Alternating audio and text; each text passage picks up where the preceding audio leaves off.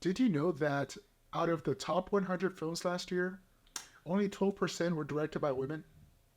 That's a pretty shocking number, right? It's not just in film. Across all kinds of jobs, women still face barriers to getting equal pay, leadership roles, and fair treatment. Today, we'll break this down and talk about how things are changing, but also about how much more needs to be done.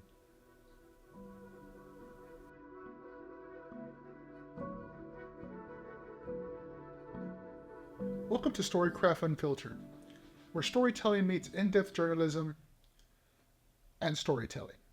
Here we try to unfold the untold and challenge the status quo. I'm Albert Preciado and I'm your host. The last couple of weeks we have been focusing on a controversy in the film industry, with both um, scandal by the sheer changing of technology and opportunities. We also explored how exactly film impacts society. Here are some snippets from our last podcasts. First topic we're going to talk about is the art versus artist. Can we separate the two? So we've been hearing a lot in the media today. Not necessarily film, but I guess you can call it film. We never have in the Harry Potter series, right? We definitely have Daniel Radcliffe and Emma Watson, all of them and whatnot. And I guess I should mention Rupert Grint because of the fact that he's never mentioned. So Rupert Grint, if you're listening, I mentioned you. But J.K. Rowling recently came out speaking against the LGBTQ community, and there was an uproar, right? So getting mixed messages from all sorts of people regarding this. She wrote some of the literary. Now we can consider the literary classic of Harry Potter, right? 7 books and, built an entire universe. So with that in mind, and that with the actual producers that we have, such as Harvey Weinstein, and that's pretty much not the basis, but definitely led to the Me Too movement, right? I believe it was Alyssa Milano who mentioned the Harvey Weinstein scandals. If not her, then I apologize. I'll definitely check that out. But and then of course we have Woody Allen with the sexual harassment allegations against him, and Kevin Spacey. So all of these people are artists. They do things. They create film. They create art, right? They're artists of their own. I mean, aside from Harvey Weinstein, he is a producer, but because of him, we have these really iconic films. With that as a platform, how do you approach the work of filmmakers or actors who have been involved in controversies? Can we or should we separate the art from the artist? And I'm going to go with Sarah first on this one. What are your thoughts? I think we can. I think we can separate the art from the artist because their art is not always a portrayal of their beliefs. Sometimes it's different. And I guess you can't degrade the art based on the actions of the artist. That's a very good point. Yeah, because definitely, the creation has a life of its own. I mean, would you agree? Mm-hmm. Yeah. How about you? How do you approach the work of filmmakers or actors who have been involved in controversies? I think it has a lot to do with what you do with it, because you can. I agree with Sarah. They are two separate things: the art itself and then the artist. And if you feel called to then take action, like or inaction, like not watching the films, or even never going back, selling things, protesting whatever you want, that's all comes after the action, which isn't necessarily the film itself. Your action to not watch the film, or your inaction, or your choice to not watch the film, that's what you can do in response to the people themselves. But that isn't necessarily the art itself or the work itself. So that's where I see a lot of people boycotting and a lot of people kind of, taking action, which is totally legitimate course of action, but that's still not the art itself. And so for those that have memories of it beforehand, like how can you retroactively do something about it, right? Right. Definitely so. And it's funny because when you speak about boycotting, right, and people who don't watch these, who does that really hurt? Does it really hurt the actor? Does it really hurt them? No, it hurts the the Writers Guild, the production union and whatnot. They're the ones who are banking off of you going in and watching this film. So it's really kind of, how do you go? I mean, how do you make yourself known? How do you make it known that you don't condone these actors and what they're, not necessarily the actors, but the behaviors of these actors and what they've done? It's a sticky situation. So next question is, do you think an artist's personal... Sarah, what do you think? Do you think film criticism is as important today as it once was? How do film critique differ from, the actual impact? I don't think it's as important as it was. Like before, movies would come out and you would look for like the tomatoes, the stars, whatever it was going to be, to see what the critics were saying about the movie. What was going to be one of those that you wanted to go see the first night or ahead of time or not. And now it's more, I guess I'm not crazy about the word, but like an influencer. You want somebody that actually enjoys to go to the films, and they're because they're going to give you their view of it. Like, right. And they're looking at all the different scenarios, like the content, the plot, the characters. They're looking at the whole thing, and then they'll let you know how it was based on that. No, I agree. Yeah, definitely what you feel. For me, it's if I can watch the film again and get the same feeling, like 5 years from now, like, man, I want to watch The Fifth Element again because I remember how I felt. So in the world of TikTok and streaming services and Marvel, right? The Marvels, what does it look like for film now? Right, like what does that mean now for film? Are we seeing less original content? What kind of original content are we seeing now? Because I do think we still see some original content. What are y'all's thoughts on that? Well, as someone that just likes to watch movies in general, I know that the things that come out in theaters, I'm not as excited as I was before. Mm-hmm. It really has to catch my attention in the trailer. That's really going to make it or break it now. Mm-hmm. And if it doesn't, then it's going to be something that I'm going to wait till it comes out where I can watch it at home.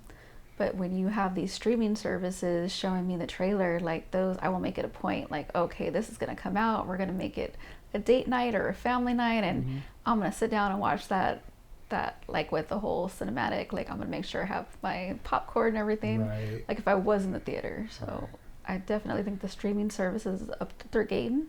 Mm-hmm. And Marvel and the other things coming out in the theater are just not what they were. Yeah, agreed.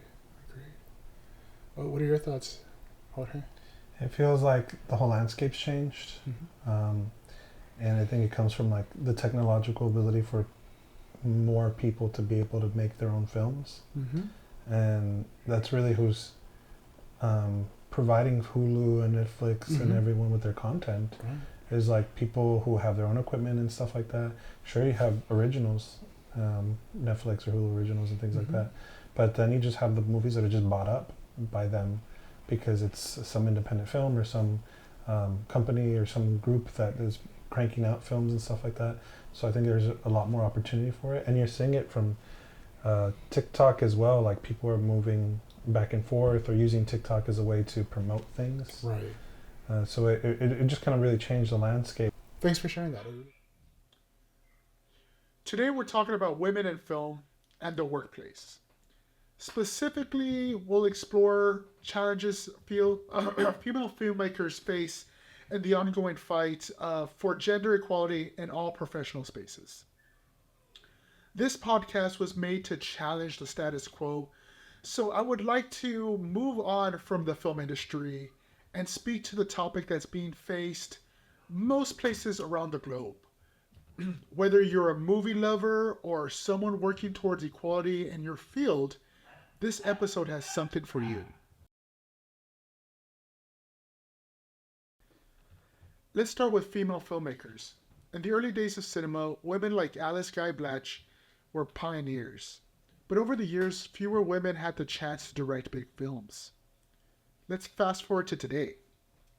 And while we have amazing directors like Catherine Bigelow, who won an Oscar for The Hurt Locker, or even Ava DuVernay with Selma, women are still underrepresented behind the camera. This isn't because women aren't talented or driven. It's because it's about opportunity. Many female filmmakers struggle to get the same funding or support that male directors do. And the stories that they want to tell often don't get the same attention. But women do get that chance. They deliver powerful, impactful films. Think of Lady Bird by Greta Gerwig, or The Farewell, by Lulu Wang. Not to mention Sofia Coppola, who directed the critically acclaimed film Lost in Translation in 2003, which won the Oscar for Best Writing, Original Screenplay, and Best Picture. Films that touch on real emotions and tell stories that resonate with so many of us. Now, if we step outside of the film world, this problem exists in most workplaces.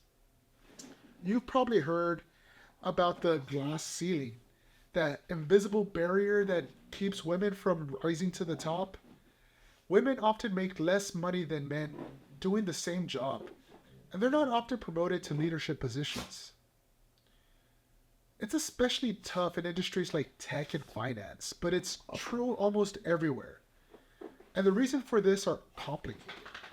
Everything from workplace culture to the way companies are structured. But one thing is clear, things need to change. This subject has a special place in my heart. I would like to share with you a personal experience I have with women in the workplace.